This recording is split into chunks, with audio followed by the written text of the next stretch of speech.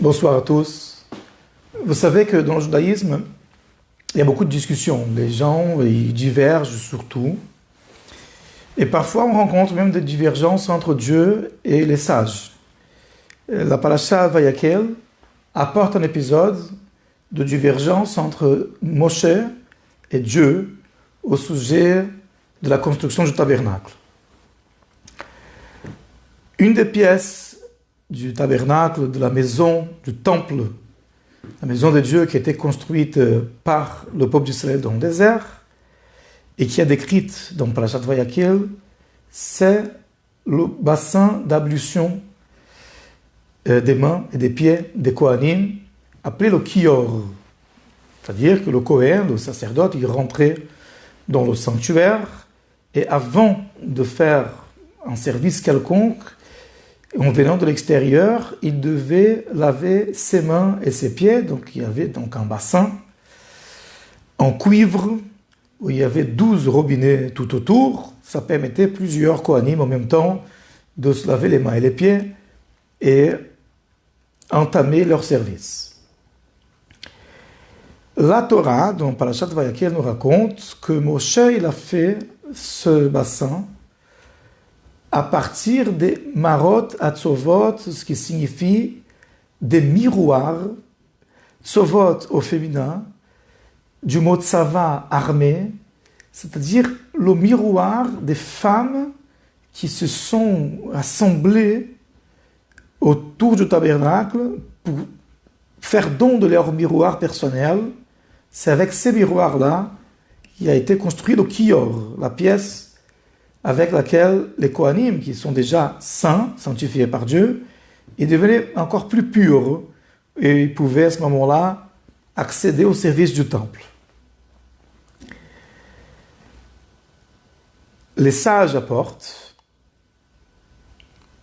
que lorsque Moshe a vu ces femmes arriver avec leurs miroirs, elles ont entendu parler qu'il fallait construire un bassin d'ablution de main, et il fallait du cuivre. Les femmes, elles sont venues aussitôt, plein de femmes ensemble, elles ont apporté chacune son miroir personnel. Voilà, normal, qu'une femme s'occupe de son apparence physique. Elles avaient toutes des miroirs. Les miroirs, donc, ils étaient faits avec du cuivre poli, au point de réfléchir l'image, répéter l'image. Et quand Moshe il a vu ça, il n'a pas voulu accepter ce don. Il y a un langage utilisé par nos sages disant qu'il répugnait ça.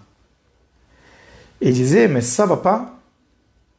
Ces miroirs, ils sont faits pour le mauvais penchant. Certes, une femme, elle aime bien s'embellir, elle se sent bien, c'est important pour son moral, mais bon, si on regarde de façon très objective, le sujet de l'esthétique de la femme est lié avec le fait de susciter chez l'homme le désir. C'est pas un secret. Et donc, Moshe Rabbeinu, il voyait la chose comme ça. Et donc finalement, pour lui, ces miroirs-là, ils sont faits pour le Yetzer Hara. Ils sont faits pour susciter le mauvais penchant, les instincts les plus primaires, les plus naturels et basiques de l'homme. Et donc je ne veux pas de ça dans la maison de Dieu. Ça paraît contradictoire. Tout le sujet de la maison de Dieu, du temple, c'est se sanctifier, c'est sortir du profane, c'est aller apporter des sacrifices, aller s'élever spirituellement. Et donc ces miroirs-là n'ont pas leur place ici. Et comme Rashi apporte dans son commentaire du Chumash, Hachem lui a dit, prends-les. Ces miroirs, ils sont plus précieux pour moi que toutes les autres offrandes, tous les autres dons. Et donc, puisque c'est Dieu le patron, donc Moshe il a obéi, il a fini par prendre les miroirs, et c'est avec ces miroirs-là qu'il a fait cette pièce-là pour laver les mains et les pieds des Kohanim. Une première chose qu'on remarque, une discussion entre Rabbi Avraham ben Ezra et Rashi, pourquoi les miroirs sont désirables, pourquoi Dieu a, oui, voulu de ces miroirs. Donc on voit deux approches opposées entre les deux. D'après Rabbi Avraham ben Ezra, Dieu il a voulu, il a agréé cette offrande parce qu'il y avait un sujet ici justement d'abstinence. C'est-à-dire que les femmes, elles se sont séparées du matériel. Elles avaient donc plus besoin de ce désir profane. Elles préféraient donner ça au Beit HaMikdash. Donc c'est ça qui ça qui a plu au bon Dieu dans tout ça. Alors que Rashi, qui apporte le Midrash Tanchuma, il donne une explication opposée. D'après lui, Dieu il a agréé cette offrande. Il a dit à Moshe, ces miroirs sont plus chers à moi que tout le reste,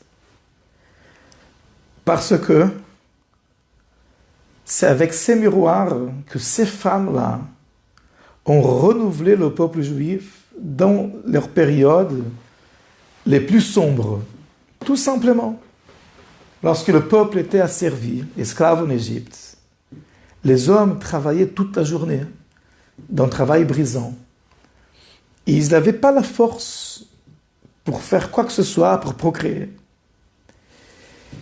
Et ces femmes-là, Dieu il a dit à Moshe, durant cette période difficile, elles allaient voir leur mari dans le champ de travail.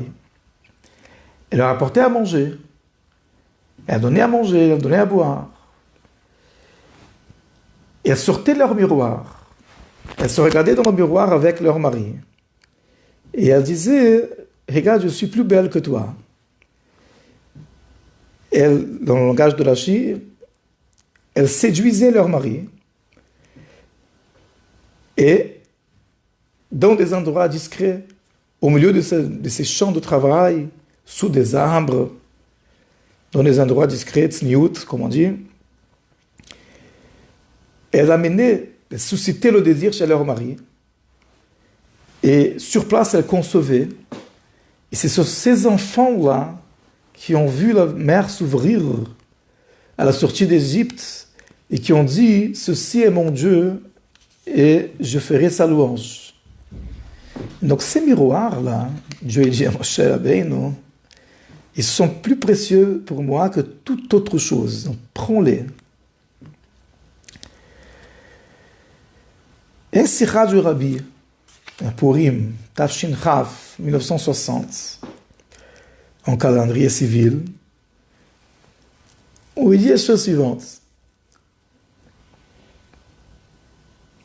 Il est connu que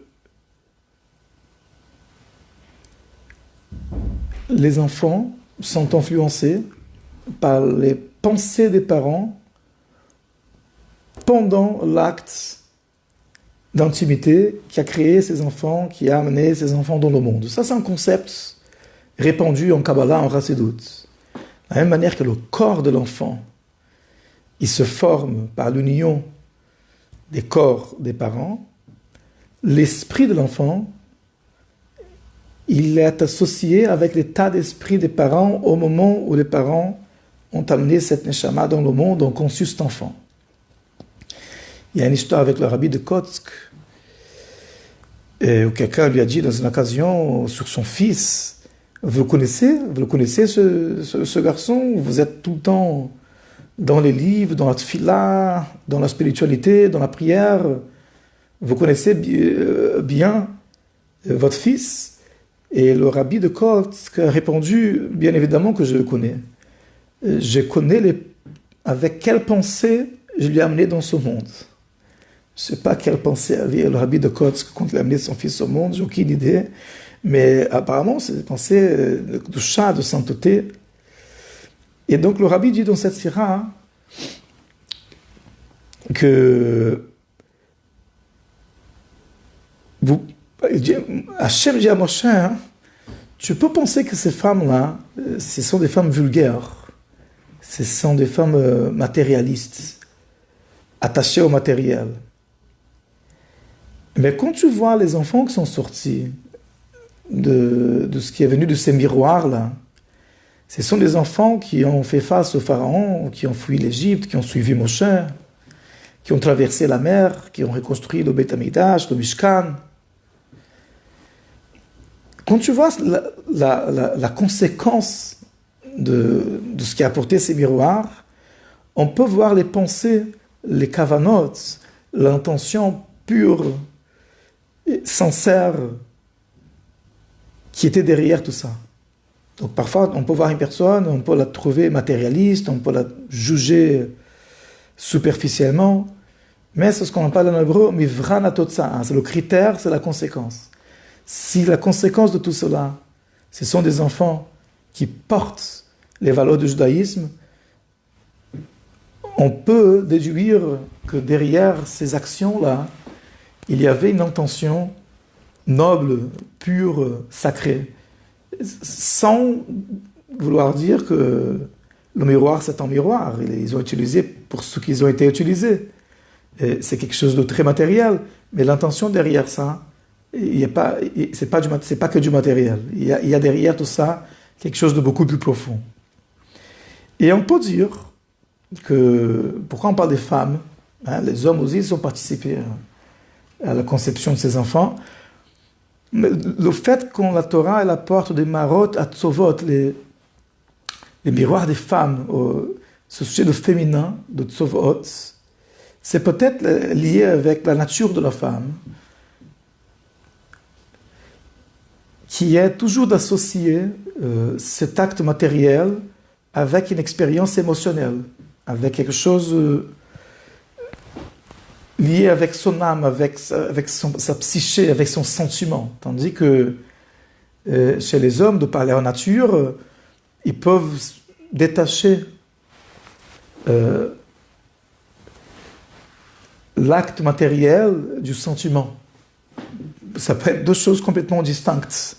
Tandis que chez la femme, bon, et après il y a toutes sortes de choses qui arrivent, de toutes sortes de distorsions qui arrivent, mais par la nature des femmes, c'est lié, cet acte matériel, avec un sentiment plus profond. C'est pas dans la nature d'une femme de dissocier les choses.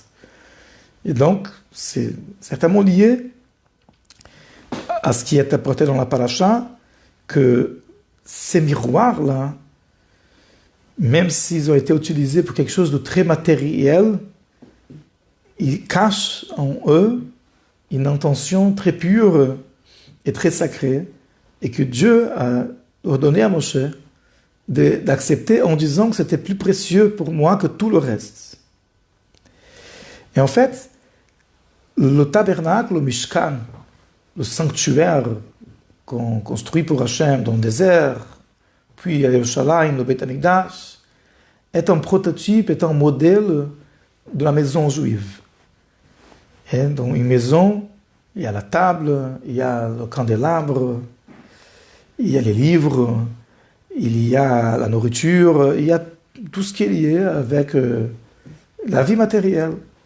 Mais dans cet endroit matériel où on mange, où on boit, où on rigole, on fait toutes sortes de choses, il y a un esprit, il y a un feu de la Shrina, il y a une lumière qui est entretenue parce qu'on rentre dans cette maison. Et la femme, elle a cette capacité, bina yetera, ce discernement poussé, aigu, de distinguer qu'est-ce qui peut rentrer dans une maison juive, même si c'est du matériel, même si c'est du profane, qu'est-ce qui peut rentrer, qu'est-ce qui peut faire partie de cette maison où résidera un esprit de Kedusha, et qu'est-ce qui doit être mis dehors. Ce discernement-là, cette distinction-là, est particulièrement donnée aux femmes, et c'est la raison pour laquelle Akadosh Baruch Hu, il a confié à la femme la sainteté des aspects matériels de la vie. La nida, la kashrut, le shabbat, la nourriture, l'ambiance de la maison, l'éducation des enfants dans leur plus jeune âge. Mais ce n'est pas une question de hautes études de Gemara ou de Kabbalah forcément. L'éducation fondamentale qu'on donne à un enfant de son plus jeune âge, la crainte de Dieu, l'amour de la Torah, la chaleur pour des choses de Kedusha, cette éducation-là, Akadosh Baruch Hu l'a confiée aux femmes. Maintenant, on peut quand même poser une question. Comment se fait-il que Moshe Rabbeinu n'a pas compris ça? Moshe Rabbeinu n'avait jamais fait un petit chapitre de Tanya. Il ne sait pas qu'est-ce que ça veut dire birour, anitzotzot. Il ne sait pas c'est quoi le raffinement des étincelles. Il ne sait pas que dans le matériel, il y a un potentiel positif et que la Neshama est descendue dans le monde pour justement dévoiler les choses positives qui existent dans le profane, dans le matériel. Moshe Rabbeinu, ça lui avait venu à l'esprit. Il apprenait que la Gemara, lui, ça veut dire quoi ça? Moshe Rabbeinu, il ne comprenait pas ça. Il fallait que Kadosh Baruch Hu il explique. Il y a quelque chose de plus profond dans ces débats-là entre Moshe Rabbeinu et Kadosh Baruch Hu au sujet de ces miroirs. On pourra comprendre ça en citant le langage de la Bitan Roma, dans son Midrash de la Bitan Roma. Il utilise là-bas des mots très forts et très bizarres que Rashi n'amène pas. Quand des femmes sont venues apporter les miroirs, c'est marqué dans le Midrash Tanchuma, que Moshe Rabbeinu a dit aux gens qui étaient autour de lui, à sa garde rapprochée, prenez des bâtons et cassez leurs jambes. Shabru et Shokeihem. Et c'est Akadosh Baruch Hu qui a Dieu qui lui a arrêté. Et en disant, non, pas du tout, on n'a pas cassé la jambe de personne. Au contraire, ces miroirs-là, ils sont plus précieux que toute autre chose. Et donc ça semble complètement grotesque et anti-juif, et anti-alarique. Il va casser la jambe de qui? Ça veut dire quoi? Moshe Rabbeinu, la première intervention de Moshe Rabbeinu dans la Torah, c'est quand quelqu'un lève la main sur une autre personne, et Moshe l'arrête en disant, espèce de méchant, pourquoi frapperais-tu ton ami? Donc il vient défendre une personne pour ne pas qu'elle agresse l'autre physiquement. C'est-à-dire tout le sujet de Moshe Rabbeinu, c'est justement défendre le peuple d'Israël, défendre des personnes, éviter la violence.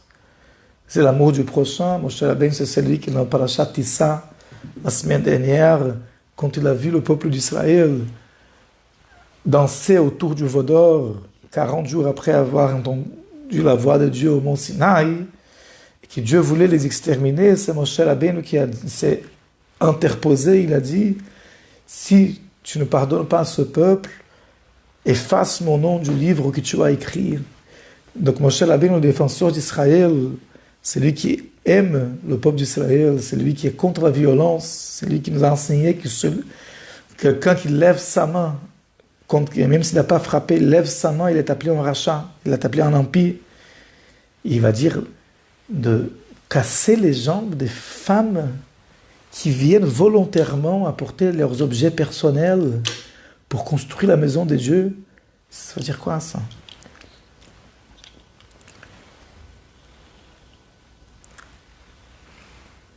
Donc on peut comprendre ça en étudiant un petit morceau du Cantique des Cantiques, Shir HaShirim. Là-bas aussi on parle de Mara, marée. Marée, qui dans notre paracha signifie miroir. Sauf que là-bas, dans le sens premier, ça a une autre signification. C'est ce passage de Shir HaShirim qui dit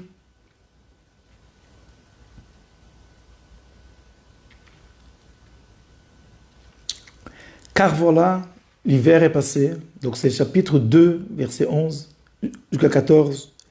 Car voilà l'hiver qui est passé, la saison des pluies est finie, elle a cédé la place.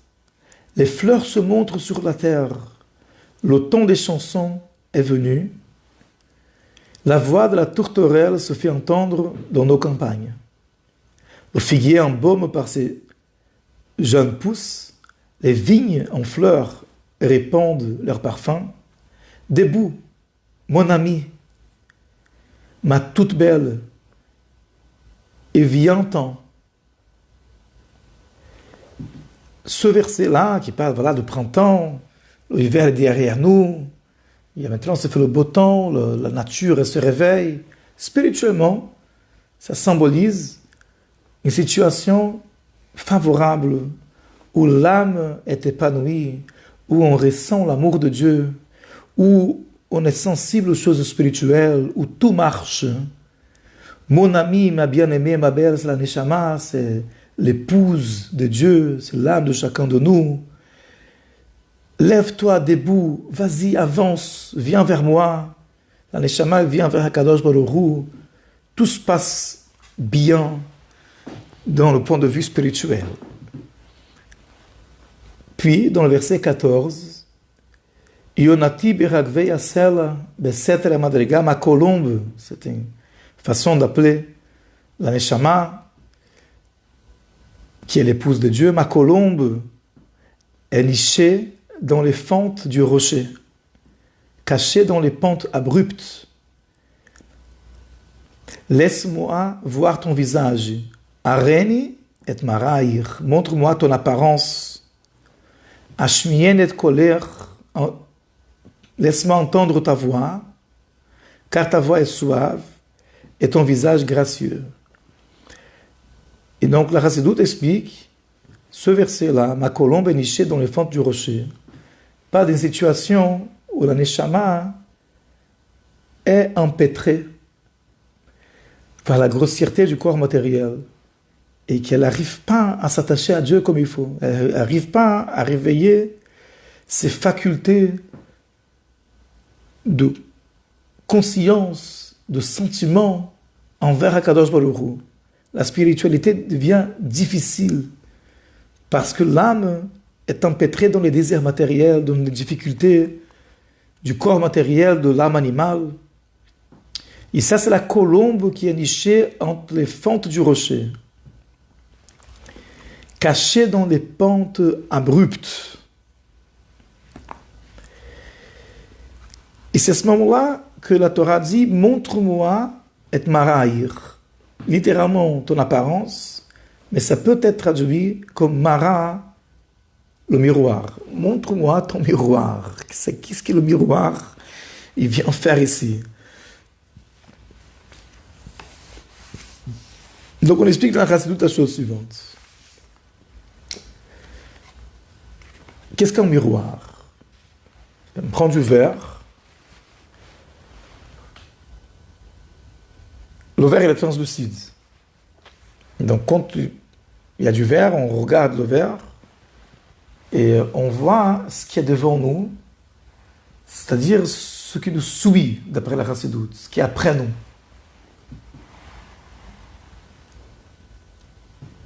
Maintenant, quand on place derrière ce verre une fine couche d'argent, de quelque chose d'opaque, mais par contre poli, à ce moment-là, ça va refléter la lumière qui vient de derrière nous et on va voir nous-mêmes et ce qui est derrière nous. Comme dans la voiture, il y a le pare-brise, ça aide à voir ce qu'il y a devant nous. Et il y a les rétroviseurs, ça aide à voir ce qu'il y a derrière. Donc d'après la Kabbalah, voir notre propre visage, qui nous sommes vraiment, et voir ce qui est derrière nous, ce qui nous précède, notre racine spirituelle, ce qui est plus haut que nous, ce qui nous transcende. Ça, c'est la faculté représentée par le miroir. Qu'est-ce qui se symbolise? Quand la lumière ne passe pas, elle retrouve une résistance. Il y a du conflit.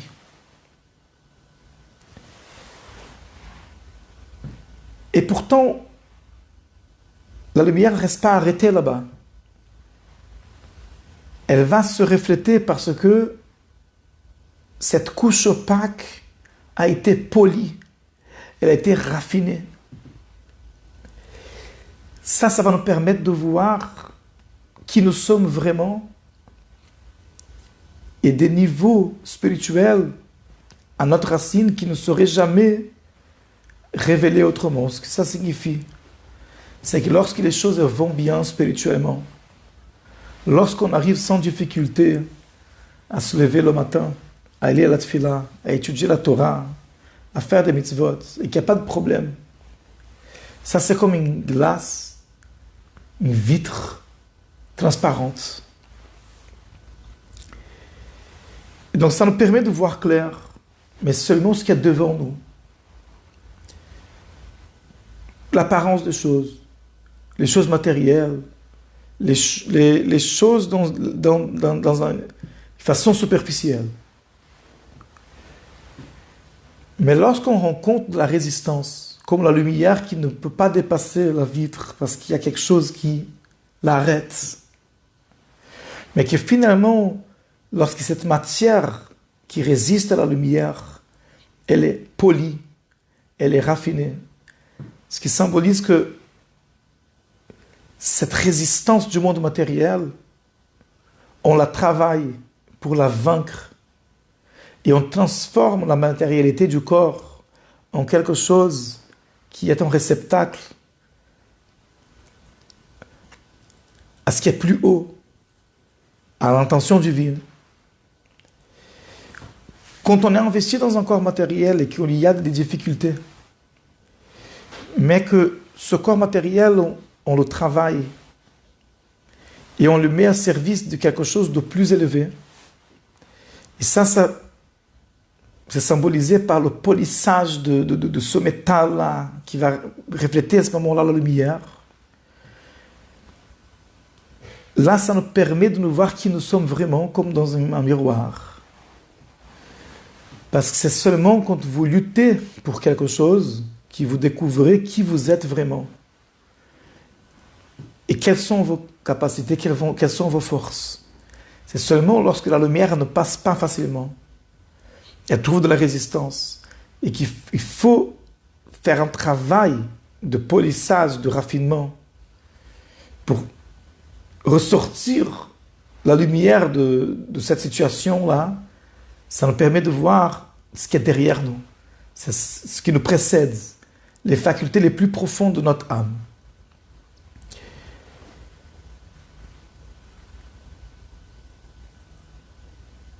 Maintenant, il est dit sur Moshe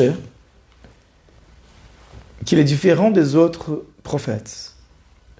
Dans la prophétie de Moshe, il introduit ses propos par Ze Adavar, Asher Amar Hashem. Celle-ci, c'est la parole de Dieu. Cette expression, on retrouve que chez Moshe. Chez tous les autres prophètes, les grands prophètes pourtant, Yeshayahu, Yechezkel, Yirmiyahu, il disait Ko Amar Hashem, ainsi a dit Hashem. Pas cela est la parole de Dieu, Zé, mais Ko, quelque chose comme ça, ainsi a dit Dieu. Et les sages commentent, parce qu'il Moshe, dans sa vision prophétique, il voyait comme par un verre translucide. Il voyait clairement. Tandis que les autres prophètes, ils avaient une vision prophétique, mais ils voyaient comme que par un verre sablé, un verre semi-opaque, un verre qui n'était pas translucide.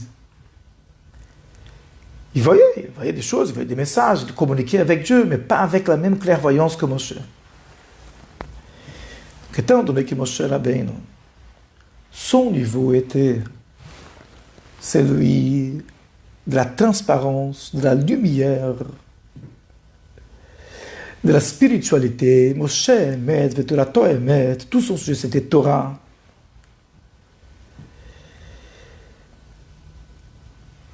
L'idée du miroir, il n'adhérait pas tellement. C'est-à-dire qu'il y a une résistance, il y a du matériel, la lumière elle passe pas, mais on va le polir, comme ça va refléter. Il dit c'est trop dangereux ce jeu-là. On vient de passer par l'épisode du veau d'or. Je pense que ça suffit. Comme ça, Moshe Rabbeinu disait. Je pense que ça suffit. Il vaut mieux se détacher de la matérialité. D'ailleurs, Moshe Rabbeinu lui-même, il a été instruit par Hachem de s'abstenir de l'activité conjugale. Il était complètement consacré à l'étude de la Torah.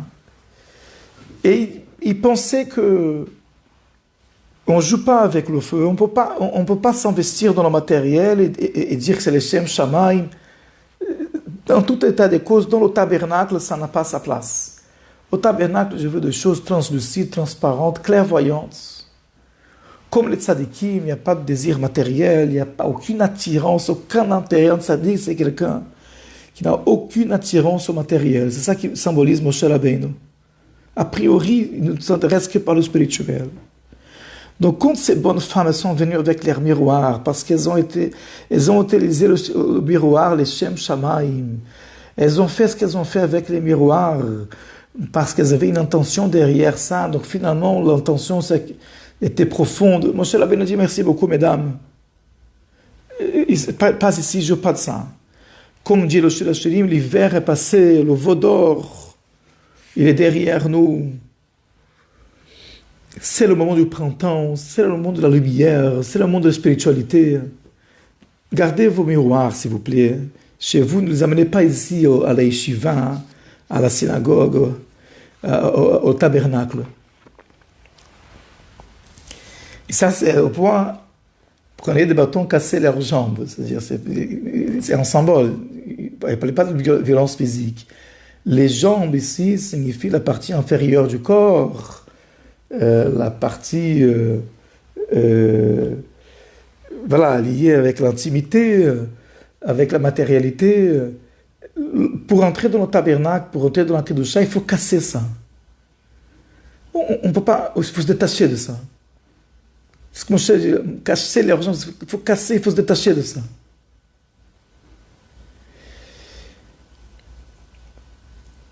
Maintenant, le bon Dieu n'était pas d'accord.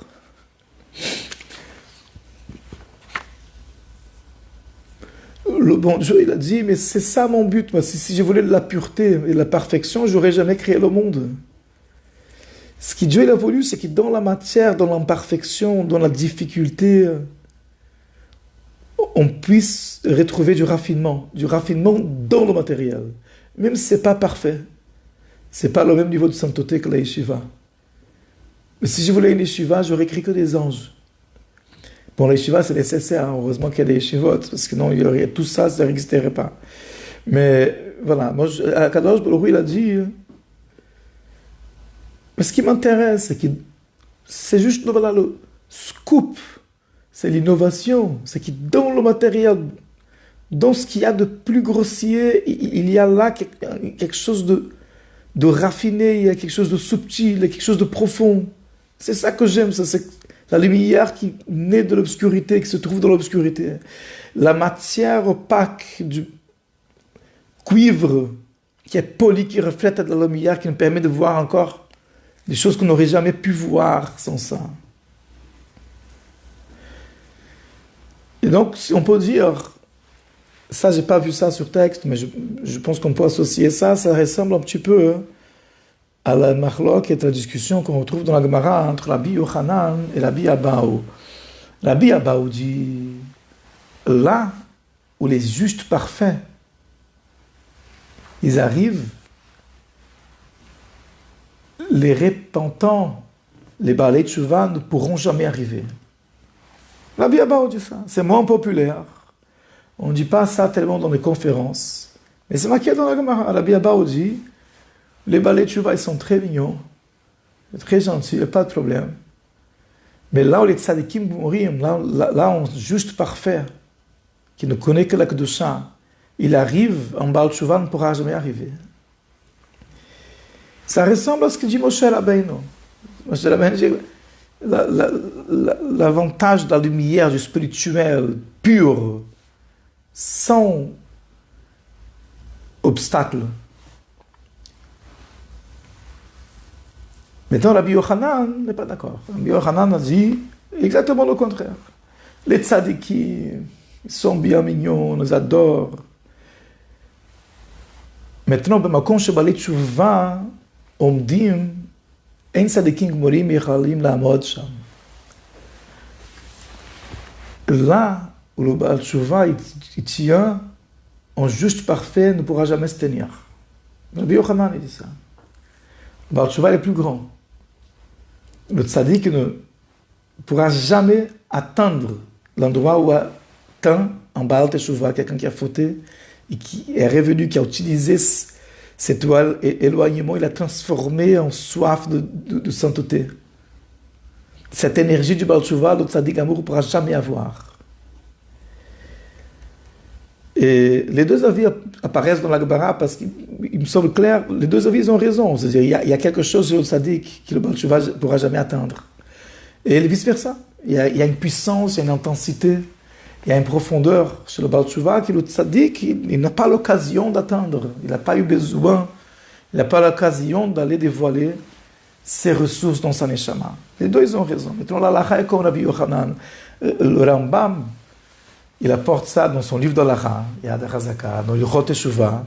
Il statue comme Rabbi Yochanan. Le Baal Teshuvah, d'après le Rambam, d'après l'Alacha, Alacha comme Rabbi Yochanan. C'est le Baal Teshuvah qui est plus grand. Donc ça ressemble à cette nachloket, à cette discussion entre Moshe Rabbeinu et Akadosh Baruch Hu. Moshe Rabbeinu semble aller dans le sens de Rabbi Abahu. Et Akadosh Baruch Hu, il dit comme Rabbi Yochanan. Que dans le matériel, comme quelqu'un qui il est lié avec le matériel. Yonati beragvei asela, ma colombe qui est empêtrée entre les rochers. Arin et paraïr, montre-moi ton miroir, ton visage, mais plus profondément ton miroir. Quand quelqu'un il est empêtré dans cette difficulté matérielle et qui dans cette bassesse matérielle, il s'efforce, il en fait quelque chose qui est un réceptacle à la divinité, ça, Kadosh Baruch Hu dit ça, j'aime ça plus que toute autre chose. Donc tout ça, c'est un dialogue que chacun de nous entretient avec le bon Dieu très régulièrement. Chacun de nous qui essaie de servir Dieu, souvent on se retrouve en train de dire, mais bon Dieu, fais en sorte que les choses soient faciles. Fais en sorte qu'on ait envie d'étudier. Fais en sorte que la tefila elle jaillisse fluidement, qu'on ait envie de prier. Fais en sorte qu'on n'a pas de Yetzerara. Fais en sorte qu'on n'a pas de difficultés, de tentation, de perturbation, de forces contraires en nous. Qui a besoin de ces miroirs-là?